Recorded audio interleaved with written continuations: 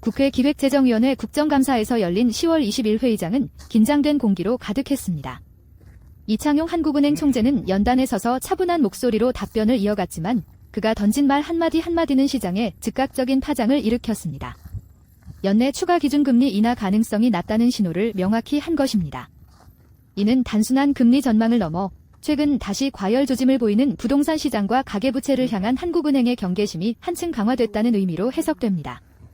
그는 국감에서 주동성을 더 늘려 부동산 시장에 불을 지피는 역할을 하지 않으려 한다고 말하며 통화정책의 초점을 경기 부양보다 금융 안정에 두겠다는 입장을 분명히 했습니다. 이는 지난 1년간 1%포인트 인하된 기준금리가 실물 경기보다 부동산 시장으로 더 많이 흘러들어갔다는 한은의 내부 판단을 사실상 인정한 발언이었습니다. 실제로 이 총재는 과거 평균에 비해 이번에는 부동산으로 흘러간 유동성이 더 컸다고 답하며 금리 인하의 부작용을 솔직히 인정했습니다. 그의 말처럼 최근 시중의 자금 흐름은 명확히 집으로 쏠리고 있습니다. 한국은행 통계에 따르면 통화량, 댐2은 전년 대비 약 8% 증가했습니다. 예금과 대출을 포함한 광의의 유동성이 꾸준히 늘고 있다는 의미입니다. 이런 유동성은 주식시장보다 부동산 시장으로 향하고 있고 서울과 수도권의 아파트 거래량과 가격이 다시 상승세를 보이기 시작했습니다. 특히 강남, 서초, 용산 등 고가 아파트 지역에서는 최근 3개월 동안 평균 매매가가 2~3% 상승했습니다. 이창용 총재가 가장 우려하는 부분은 가계부채입니다. 그는 지난 2년간 GDP 대비 가계부채 비율이 줄어들다가 2분기 들어 다시 상승세로 전환된 것이 매우 걱정스럽다고 강조했습니다. 실제 한국의 가계부채는 GDP 대비 104% 수준으로 OECD 주요국 중에서도 상위권에 속합니다. 이 총재는 자신의 임기 동안에는 이 비율을 반드시 하향 안정시키는 방향으로 정책을 유지하겠다는 강한 의지를 내비쳤습니다. 그는 또 부동산 문제를 단기 통화정책으로 해결하기 어렵다는 점도 지적했습니다.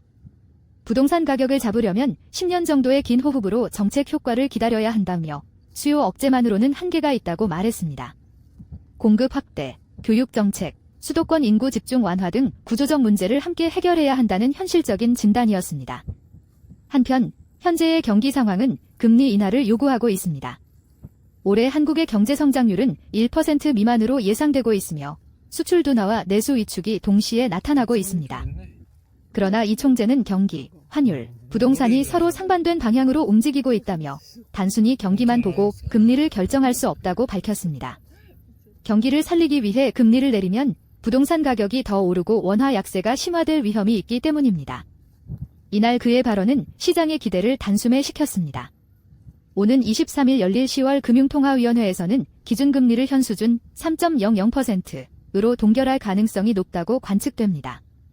당초 시장에서는 경기 둔화를 이유로 연내 한 차례 추가 인하를 예상했으나 이 총재의 발언으로 분위기가 급격히 바뀌었습니다. 특히 11월 금통위에서도 인하가 단행될 가능성은 낮아졌습니다.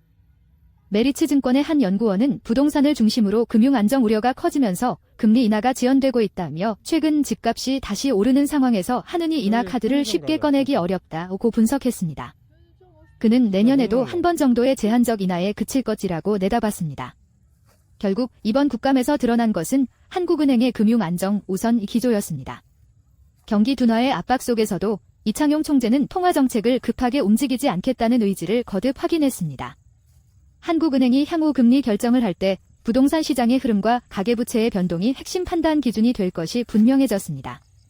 연내 기준금리는 사실상 동결로 굳어졌고 내년에도 인하폭은 제한적일 가능성이 높습니다. 시장의 기대와 달리 이 총재의 발언은 냉정했습니다. 부동산을 자극하지 않겠다에는 그의 말은 단순한 경고가 아니라 앞으로의 금통위 방향을 예고한 선언과도 같았습니다.